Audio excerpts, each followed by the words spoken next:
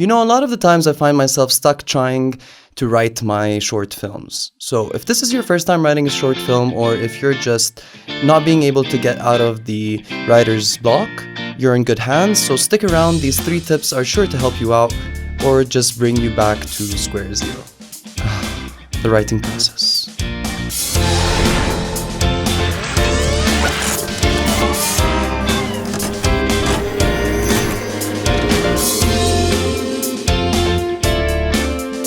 Hi, I'm Omz, and welcome to OmzLaw, a hub for filmmakers, storytellers, and theater directors to access the latest tips and shortcuts for conveying their story. Before starting off, don't forget to follow and like this page on my social media platforms. Those are now almost up and running. I want to also thank all my new subscribers and everyone who has been extremely supportive so far. As with every video on my channel, I will be basing this on personal experience, having written more scripts than I can count, but most likely that number is still under 100, to be honest. But also having participated in festivals with my short films, being selected in them. In that regard, these are the first 3 things to keep in mind before embarking on this task. So the first thing I would think about is why. Why do you want to tell your story? What makes it stand out or be more unique than the stories out there? Usually there's a moral to the story or a theme, perhaps a message about love, for example, that you'd like to talk about. I'll talk more about choosing your theme in a later video, but at this point, if you have neither a theme nor a moral, then just try to create one as you begin these first steps. Who? Intrinsically, who this theme, message, or moral is going to speak to matters.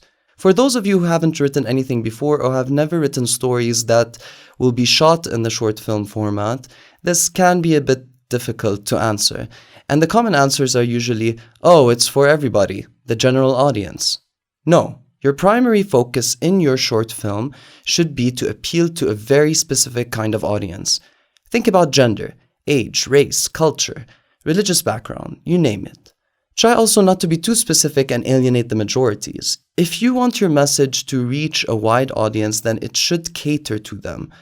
This isn't to say that you shouldn't produce experimental or artistic content that has no plot or does not utilize the conventional tools of narrative film that appeals to most audiences. To keep this short for now, just think, who is going to watch this? How?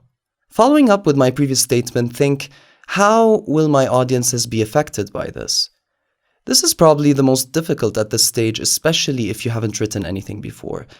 The reason why I mention it before beginning your writing process is because it becomes a fundamental tool while writing your scenes, or defining how your characters behave.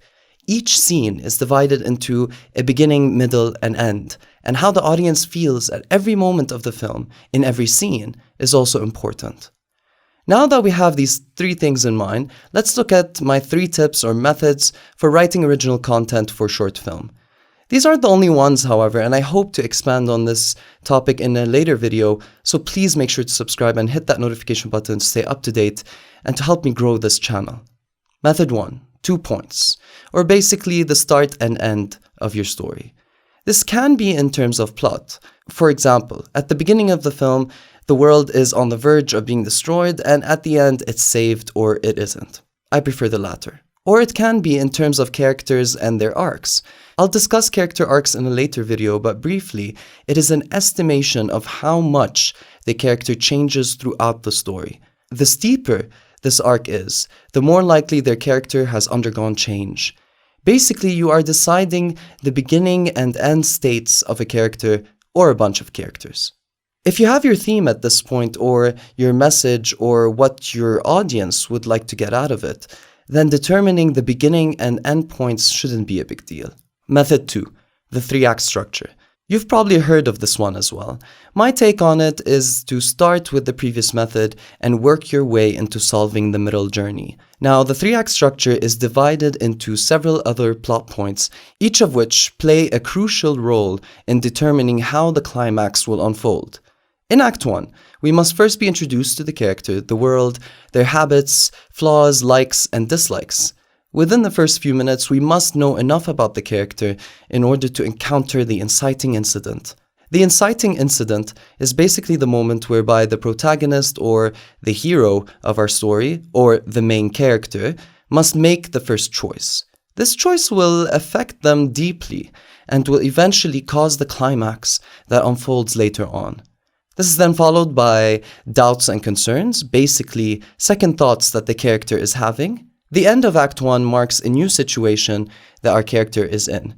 Basically, something happens that stirs things up a bit and creates the rising action. These can have many obstacles that perhaps our character is conquering with ease until the midpoint of Act 2. Here, a sudden reversal occurs, causing all of the events to turn against the protagonist. This will eventually lead to a crisis whereby our hero will be faced with a choice. However, having learnt everything they have and changed throughout the story, they will make the right decision or they just stay the same. If you're into subverting audience expectations, here's an area you can definitely play with. This all occurs in the third act, and basically by that point, almost everything is heading towards the climax, the moment of most visual intensity, the moment whereby cause equals effect finally plays out. Essentially, the protagonist's first choice plays out its final result. The denouement, or the resolution, is basically the final state that the characters find themselves in and is usually an exposition of the state of the world after our characters have undergone their journey. Although this is the most cliché method of writing your script, it doesn't have to be tackled in a linear fashion.